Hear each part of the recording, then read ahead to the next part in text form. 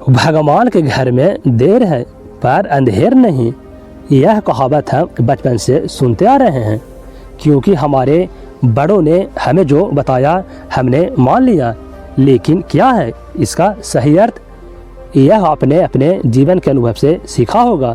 क्या होता है जब भगवान किसी व्यक्ति के कर्मों के हिसाब किताब पर आते हैं।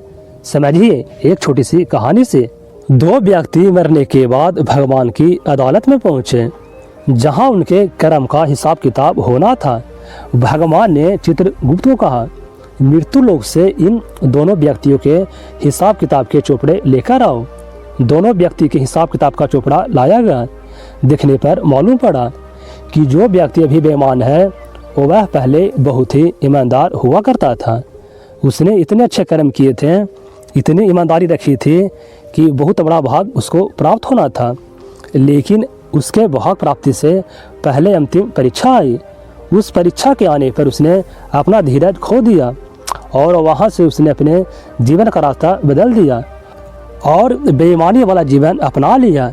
अब जो भाग उसे मिलने वाला था वो वह कम होते होते इतना कम रह गया कि एक बटुआ ही मिला जिसमें 1000 रुपये थे। देखा जाए तो वैसे उसके नसीब में क्या था। बेईमानी का रास्ता अपनाने से उसका प्राप्त प्रभावित हो गया, इसलिए भगवान चाहकर भी उसे कुछ अधिक नहीं दे सकते थे, क्योंकि विधि के विधान के आगे भगवान भी विवश हैं। अब बारी आई दूसरे व्यक्ति की कि जो बेहद ईमानदार था। जब उसका हिसाब निकाला तो देखा गया कि वह पहले बहुत ही बेईमान था।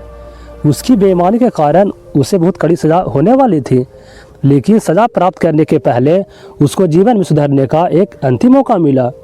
उसने वह मौका ले लिया और ईमानदारी वाली जीवन शैली को अपनाते हुए खुद को सुधार लिया।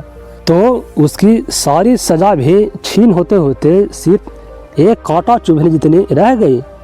उसे जो कांटा चुभा वह उसकी ईमानदारी का फल नहीं था, बल्कि उसके पूर्व बेईमानी वाले जीवन की इतनी ही सज़ा बच रह गई थी। भगवान हर बुरे व्यक्ति को भी सुधरने का मौका देता है और हर अच्छे व्यक्ति की अच्छाई की परीक्षा भी लेता है।